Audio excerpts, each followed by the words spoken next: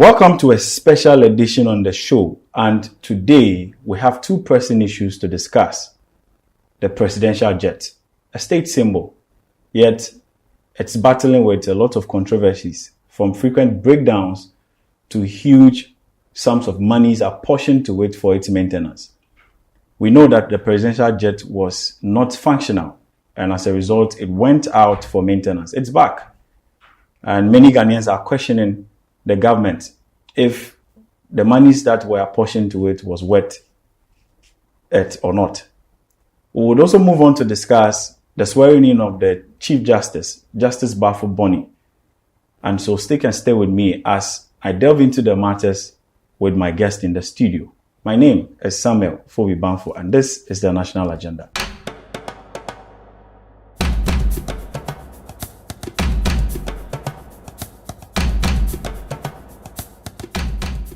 So you're welcome back, and just like I said, I have in the studios with me a fine gentleman who will be doing us the honors by speaking in favor of the government, and he's in the person of Nazeer Saeed. He is a former Nooks presidential aspirant. You're welcome, sir. Thank you, my brother. Thank you. The last time we had you in the studio was very insightful, and so we are very grateful that you're here today. I'm also elated to Just like I said, you know, the controversy surrounding the issue of the presidential jet. I mean, in times past, we've seen government from even Mohammed's first time in office as president. We saw huge sums of money apportioned to the maintenance of this jet,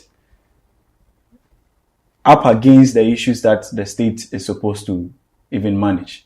We've also seen the former president, His Excellency Nana Dankwa Akufo-Addo, also apportion huge sums of money to it. In fact, in recent times, we have seen our president travel without the jet, and a lot of Ghanaians were asking so many questions. We even know that he was subjected to some form of a wait in Dubai just to transit to Japan, which is something as a nation, I mean, we do not hold in high esteem. Now that you're in the studio, let's go straight to the matters that surround it. The jet is back. What are your preliminary words to that? All right, thank you very much, Ofofbi. So, I am part of the significant majority of Ghanaians who hold in high esteem the security of the president and believe that whenever the first gentleman of the land is traveling, he should have the best of flights. As a matter of fact, a presidential jet, as a matter of fact. I since 2021 have seen a lot of people call for us to have a national presidential travel policy. Yeah. Some of these calls were led by CSOs and even the current foreign minister, Honorable Okudzeto Ablakwa. And I think it's very imperative that as a state, we have such policies to streamline the travels of our presidents and even the executive and other arms of government. So I think it's very important when conversations of our presidential jet comes up and we are able to take a bold step. Personally, history has it that somewhere in 2008 it was filed before Parliament as we bought this new presidential jet, doing away with the Fokker F-28. So I sit with the very people who call for the fact that our presidential jet should be in the best of conditions to service our nation. All right. So I get that. I just want to ask this follow-up question. Do we still need to move on to purchase a new jet, or you believe that the huge sums of money that have been spent on this jet is just enough? Because people are still of the view that what if we go back to the old situation again? So I'm asking, are you thinking of purchasing a new jet, or we should just stick to this and look at consistent maintenance? Okay, so Ofofbi, the aviation experts will tell you, even the Ghana Air Force, they will tell you that the minimum lifespan of any aircraft is 20 years. This aircraft we are talking about, the Falcon 900EX, was brought into the country in 2010. It has spent a maximum of just 15 years. And this maintenance has been one of the top notch, because I believe in the Ghana Air Force to be doing. You're saying one of the top notch maintenance. If the maintenance has been top notch, how then do we have the issues we keep having all the time? So Ofofbi, there are parameters when it comes to maintenance of aircrafts. So this is a mandatory 24-month annual maintenance. It's biannual. So in every 2 years. So hold on for me. There is a mandatory timeline for maintenance. But how is it that we've not seen that in times past, that we have to wait till the jet totally looks like it is dysfunctional before? Well, unfortunately, I cannot really speak on behalf of the former governments, but from the revelations that we saw in times past, the Falcon has been in pristine condition. As a matter of fact, there were times where there were exposés somewhere in May 2021 when Honorable Okujeto Ablakwa came out to mention that the Falcon was being used by Honorable His Excellency George Weah of Liberia for his travels, whereas our president was hiring the private jets, the Boeing, luxurious Boeing 737-900. You mean our Falcon or our Falcon was very much in pristine condition and was being used by George Weah, whilst our president was hiring. How and who sanctions that? How does that happen? Something that belongs to the state.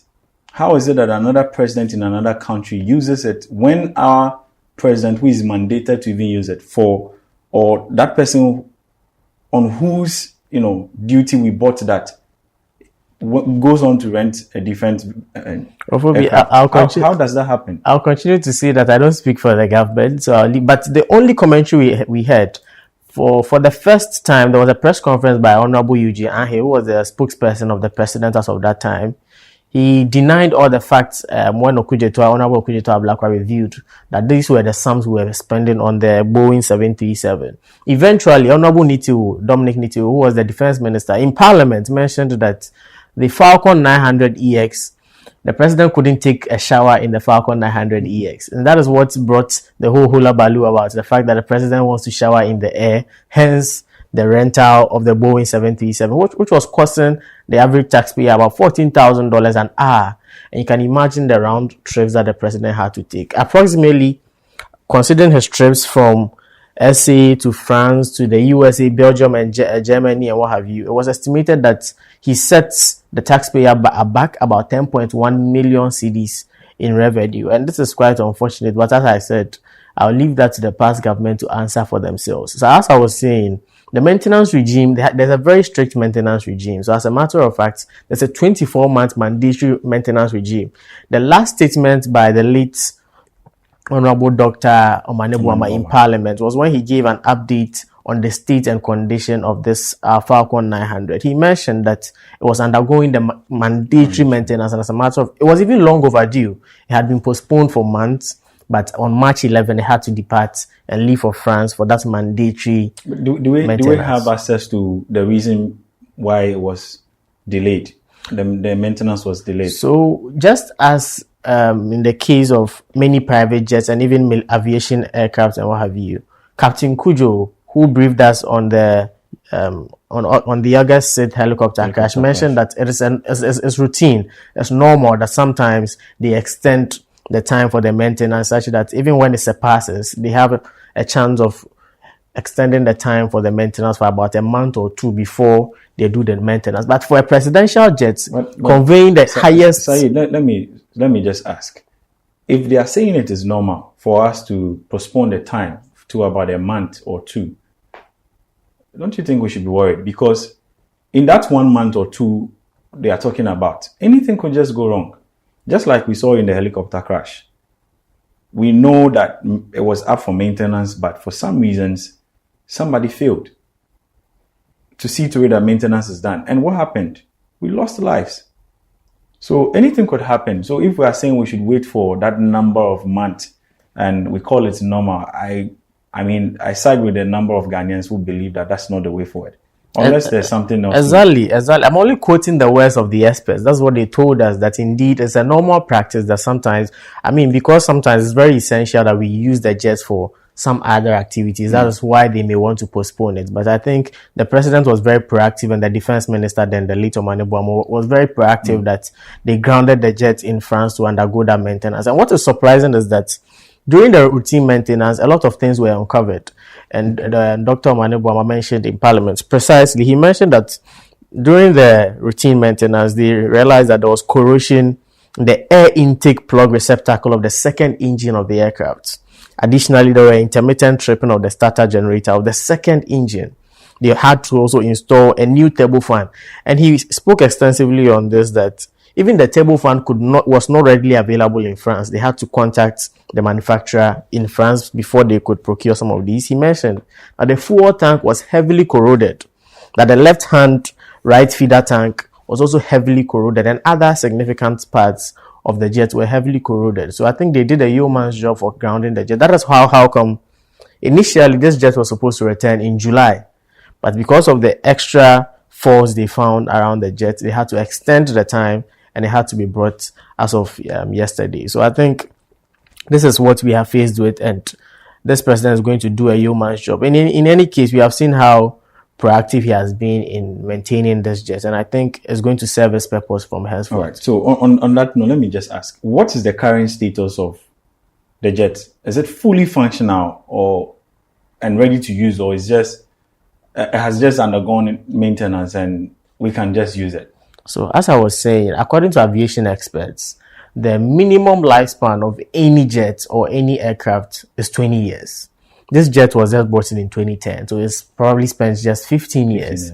So believe you me, it is in the best of conditions. For it to have been flown from France to this part of the world, believe you me, it's in the best of conditions. And I'm very much confident that the president is going to be. I mean, since he assumed office, he used it a couple of times for many travels before it was sent for maintenance. I'm sure it will definitely be serving the president from henceforth. And so are you confirming that it is fully functional? 100%. And so the amount of money, let me even go to that. Can you confirm to us how much was spent on maintenance of the jet and on what specific issues? So, Ofofbi, as a matter of national security, some of these expenses are not publicized, but the average price for maintenance of a Falcon 900 is around $100,000 and $140,000, which I believe is doing the country a lot of good considering the states. These are huge sums of money. And thinking of it, we as a country have got issues we need to resolve. And I see this as a matter of luxury, right? And I also see the point where it is almost getting close to its lifespan as a state machinery. Don't you think these monies could have been diverted into other important, state interventions like provision of social amenities and all that? Ofofbi, it is completely unacceptable for us to assume that the president, the first gentleman of the land, maintaining a state property in the form of our presidential jet is a waste of resources. As a matter of fact, especially I say this on the background that it is almost getting close to its lifespan. Don't you think that we could have saved this or properly negotiated for a better deal, i.e. getting a new aircraft from the same manufacturers? Ofofbi, security is very expensive. As I mentioned, the Falcon 900 has only spent 15 years. And the fact that the minimum lifespan of an average aircraft is 20 years means this can spend more than 20 years. It's after 20 years that we consider getting another one. As a matter of fact, the Fokker 28 fellowship jetliner served this country well over 4 decades, over 40 years, and was being used day in, day out since the 90s until the Falcon came to replace it. So believe you me, I believe this can do us a lot of good, and it's going to cost us a lot to get another presidential jet. Was the Falcon 900 EX bought brand new or was already in use? Yeah, as a matter of fact, $37 million was put down in 2008 when His Excellency the former President Nana Addo Dankwa was our foreign minister under the leadership of John Ajekunpo for His Excellency the former President. 37 million cash down, and they started the assembling, and it got here. It was shipped. It was flown to this country first in 2010 when the assembling and everything was complete. All right. So let me just ask a simple question: how does the government justify this huge investment as compared to sectors that also equally need investment? Ofofbi, so let me take you back to, as I was saying, in May, June, July, and September 2021. In this same period, even when our Falcon was in pristine condition and could have been used by a first gentleman of the land, His Excellency the former President Nana Addo Dankwa, we spent over 10.1 million cedis of taxpayers' money flying across the world when our Falcon was in the best of conditions. And was that 10.1 million enough to maintain the Falcon? Absolutely. Absolutely. A Falcon, as I said, the average cost for maintenance, and the Falcon as of that time was in pristine condition. It didn't need maintenance as of that time. Okay. It was in the best of conditions. As a matter of fact, as I said, Honorable Okujato Ablakwa made us understand that on September 18th, on the morning of September 18th, the Falcon 900EX landed in Robertsville Airport in Liberia. That same morning, our president, Nana Dankwa Akufo-Addo, was also landing in the Boeing 737, the most luxurious, the rented one costing us $14,000 an hour. He landed in Houston, America, on that same morning at 8 a.m. American time, whereas George Weah landed in Liberia at 10 a.m. So it should tell you that our Falcon was very much active, whereas our president was also using state resources to charter himself in the most luxurious jets you find available. And as a matter of fact, during that time was when the peak of COVID, school feeding was a challenge, double track, students were complaining here and there, but the certain government didn't find it needful to do that. So believe you me, maintaining our Falcon and using it is going to cut a lot of waste, increase the security of our president, and also ensure that he has the best of travels. So let me ask this quick question. You mentioned earlier in your statement that there was a national presidential travel policy. I would want us to talk to our viewers just a little bit about that policy, and are we going to see any review on the policy very soon? So as of when the CSOs and then MP for Northton, still MP for Northton, Honorable Okujato Ablakwa mentioned, he was mentioning on the fact that this is something we should do as an international best practice. It is something we should adopt as a state protocol. And I think now that he's in parliament and now that he's in power as the foreign minister, he's going to lead the charge in adopting such a policy to streamline presidential travels. Is our president traveling commercial? Is he traveling with first class? Is he traveling with this private jet? As a matter of fact, we've seen even the Queen of England, the late Queen, was flying commercial. The current king flying commercial. The Kufuor in his regime was flying commercial. Yeah. If you remember, a lot of people were calling him out for traveling a lot in this country. As a matter of fact, he even missed the first Independence Day parade of his regime.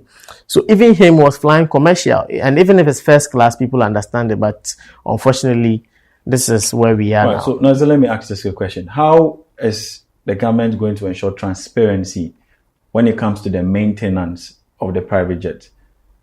Just like you mentioned that it is worth the maintenance, right? But it's huge sums of monies that are being pumped into the maintenance. And the average Ghanaian will be asking this question. How do we ensure that monies that are transferred for its maintenance, there's some sort of a transparency in its accounting? The monies go there to do exactly what it is supposed to do.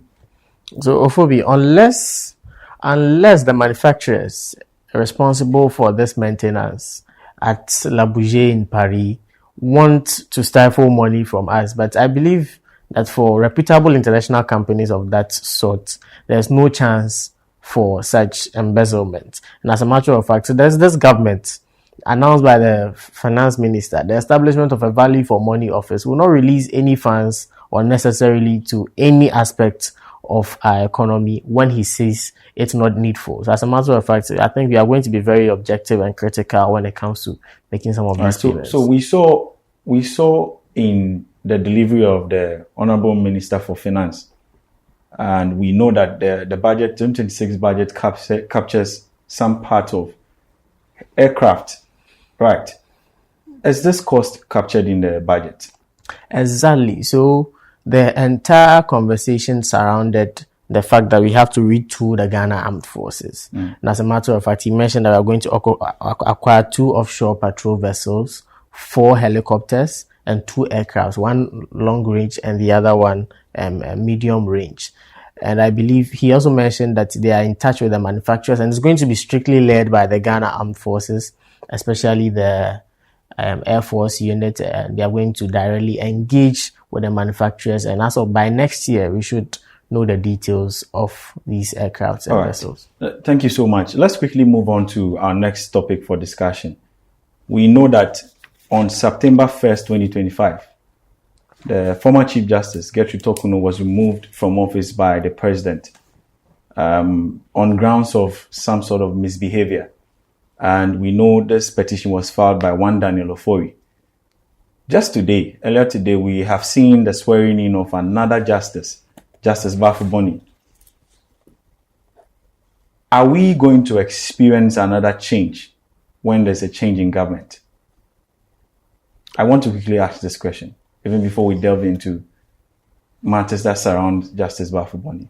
Ofofbi, that shouldn't be the case. As a matter of fact, the Chief Justice is not a political appointee for him or her to be ejected from office when there's a change in political power. But even though he's not a political appointee, but we have seen the opposition criticize the government on the fact that the removal of the former Chief Justice was politically influenced.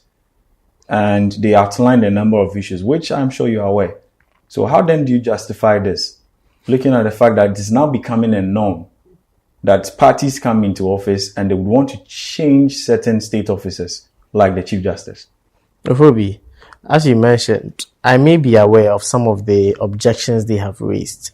And as a matter of fact, I'm sure you also have a fair idea that Article 1461 spells out, 1461 to 11 spells out all of the premise on which a Chief Justice can be removed. And this provision was followed to the latter, unless some people would also want to make us understand that the Council of State, the 25-member Council of State, also do not know what they are doing. That the competent committee that was set up, comprising senior ranked judges and officers in our country, do not also know what they are doing, because they have probed into the spirit and letter of the Constitution and have concluded that indeed stated misbehavior is the grounds of the removal of the Chief Justice, and nobody anywhere can say otherwise, unless a court of competent jurisdiction has also come out to reverse the decision and recommendation of the committee. Nazeer, let's look at this. The former Chief Justice was removed on the grounds of improper travel allowances, abuse of office, in the case of Daniel Ofofbi, and then also bypassing judicial procedures.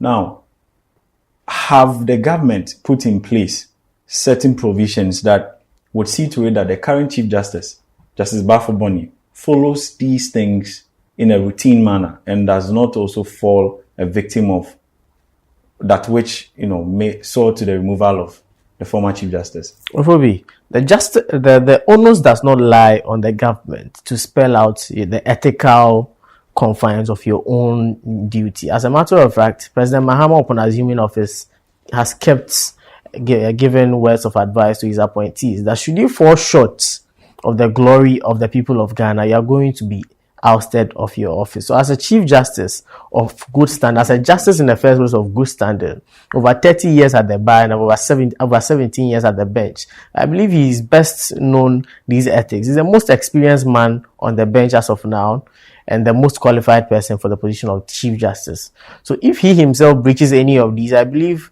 Ghanaians will come for his head. And I believe the Council of State will not also hesitate to underscore the fact that they will be able to identify a prima facie case against him should there be any petition against him. That's fine. So on the grounds of his experience, how does his leadership, or how would his leadership affect the issue of the independence of the judiciary and transparency when it comes to matters of the state and matters of the individual? Thank you very much, Ofofbi. For a man who has survived almost every government, for a man who rose to the circuit court under Jerry John Rawlings in the mid-90s, rose again to the appeals and high court in 2006 and 2008 under His Excellency John Ajekum Kufuor. He also did same move to the Supreme Court in somewhere 2008 or 2009, and it's been 17 years, served throughout multiple administrations. I believe his experience is best for starting life as a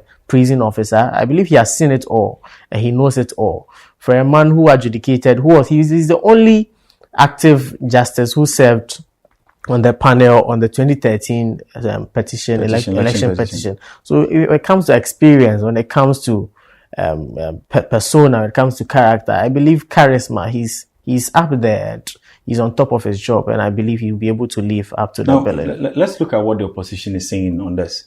They have raised concern that the timing at which he's been appointed is something we need to relook, because there are pending issues in court that surrounds him or issues that he presides over.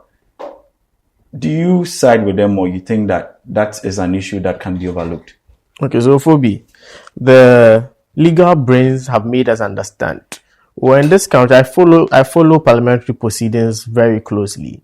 I remember sometime Honorable Roxanne Nelson Eche Kofi Dafiamepo also raised certain objections sometime before the 2024 general election, sometime when the president conducted a reshuffle, where in the same letter he dismissed some ministers and reassigned them to different ministries. The argument of Honorable Roxanne Nelson Dafiamepo in the court was that you cannot dismiss somebody and reappoint the person. Should you do that, the person's reappointment must be subject to parliamentary review. And as a matter of fact, they shouldn't be dispatched to their various ministries. The courts gave a ruling, and they mentioned that in as much as there's a case in court, it shouldn't prevent the legislative arm of government from doing whatever it has to do. And I think the speaker spoke extensively about that. And one of the notable statements that he made, that judicial independence does not equate to legislative paralysis. And let me read carefully his ruling. Okay. He mentioned that there's no constitutional or standing orders for the basis to hold the process simply because there are pending issues in court. He further went on to say that should he accept that argument, it will mean that any litigant could hold parliament hostage, such that you freeze the activities of parliament. Can you imagine in a state where we live, when the parliament wants to make any form of activity, or when they're subject to the parliament to vet anybody from the presidency per an appointment, and any litigant files a case before our courts, it means parliament will come to a halt, wait for that litigation to be over. And you know how our judicial system is. Cases could take a year or two, and you expect that the parliament should be at a halt in this. That's why I side with Right Honorable Speaker Abanswana Kingsford Baba, when he mentioned profoundly on that Friday that judicial independence in any way does not equate to legislative paralysis. As a matter of fact, the legislature must do its work. All right. So what are expectations for the Justice Bafuboni? Especially looking at the fact that our judiciary is faced with some challenges. I think he spoke extensively during his vetting, where he talked about using AI and code to assign judges, working on backlog of cases. How would that happen? I mean, currently there's this software or application being used by the courts to assign cases randomly to judges and what have you. But he mentioned that for a while now it has been inactive. So that is what he wants to look at and work on extensively. He also talked about implementing the 24-hour economy in the courts, such that the courts will now function 24/7. He also talked about establishing. With he talking about implementing the 24-hour economy in the court, it may be sounding like there is some sort of a political influence there. And over here, it is looking like we are heading towards what the critics are saying. Now, my challenge is that how is he going to ensure that there is some sort of independence from any political interference, looking at the fact that he has been appointed by the incumbent government? And this is coming at a time where the government is trying to prosecute people who the state believes has done illegal things. I.e., we know the issue that has to do with Wuntumi and all the others. And so it is coming just in a time when these things are happening. And how is he going to ensure that there wouldn't be any form of political influence? Especially looking at the fact he's towing the line of some policies by the government. Ofofbi, immediately, even if you worked in any of the government sectors, immediately a government's manifesto or any party's manifesto, or any party, as a matter of fact, wins elections, the manifesto of the party becomes an extra constitution of the state, such that every arm of government is plying on that objectives in that manifesto, in education, in health, and what have you. Everybody wants to toe the line of the government, because that is what they seek to do. And even in the courts, in as much as they are independent of themselves, the judiciary is independent of themselves, they draw inspiration from the executive arm of government. Because indeed, if the executive arm of government is saying they are investing in a 24-hour economy, the whole idea is to speed up. In the judicial sector, the whole idea is that they have numerous backlog of cases, and the idea is laudable in their sector.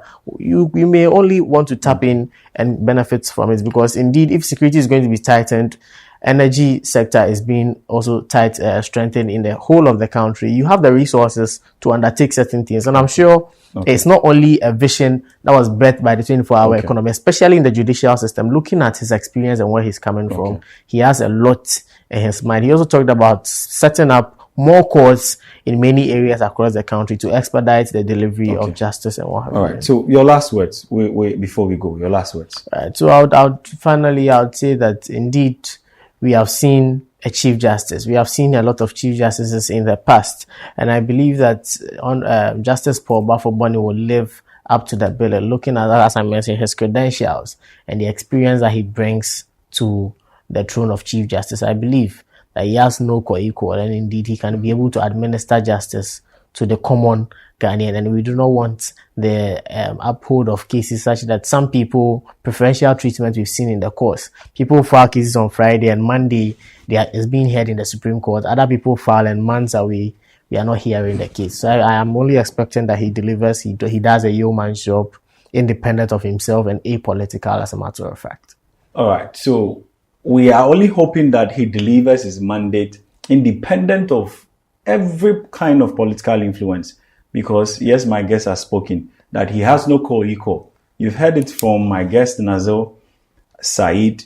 Thank you so much for honoring our invitation. Thank you for having me. And this has been the National Agenda. Please just follow all our social media handles, subscribe. Let's get interactive. You never know. Like I always say, maybe the next time your comment will be aired on the show. It could be our topic for our next discussion.